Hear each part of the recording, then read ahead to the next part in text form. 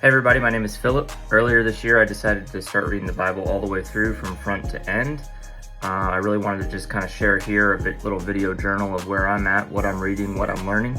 Really the intention for me is just to learn more about the character of God and see what lessons that He might have for me so that I can live out in my life. So I hope these videos are beneficial to you in some way, and I hope you enjoy them.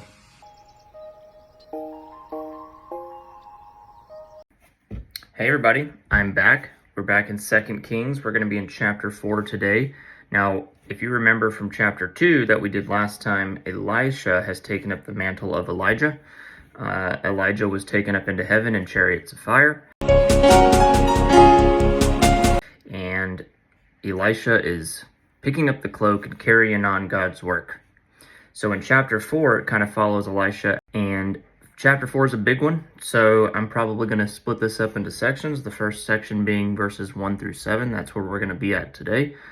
So chapter 4, 1 through 7, is a story of a widow whose husband was a prophet of God and had served under Elisha, but now he's died. He's dead. He's gone.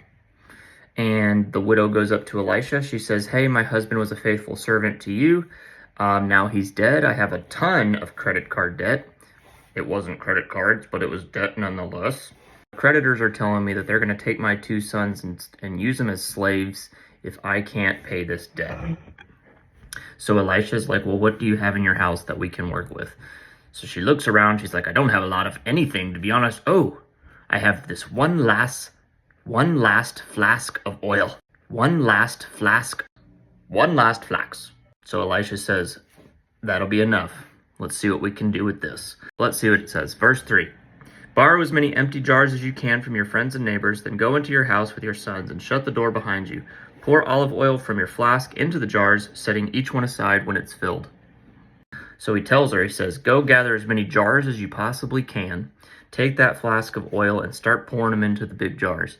And keep doing that until you run out of oil."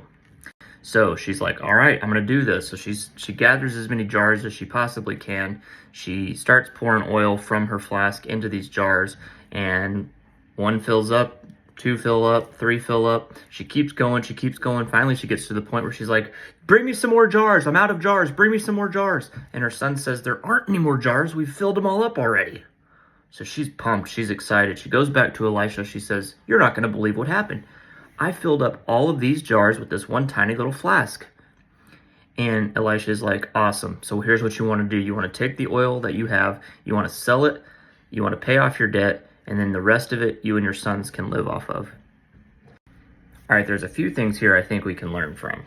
Number 1, it doesn't matter how much you have to give. God will take it, and He will make something big out of it. So in this story, the widow only had this tiny little flask of oil left, but she was willing to kind of step out in faith and offer that and say, "This is what I have," and God was able to use that and turn it into provision for her to pay off her debts and turn it into provision for her and her sons to live, which I thought was really cool.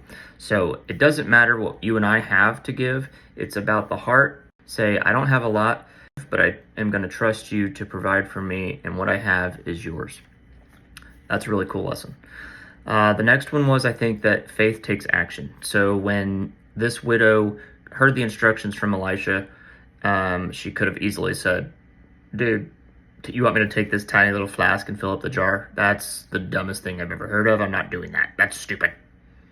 But she didn't. She obeyed. She stepped out in faith. She had the faith, but she took the action and was able to kind of see the fruits of that. That was cool.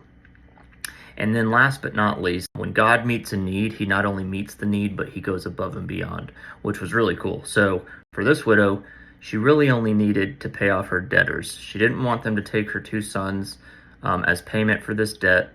So she really only had the need of getting out of debt. But God said, "I will meet that need, but I'm also going to provide enough oil for you and your sons to live off of. I'm going to provide leftovers for you," which is awesome.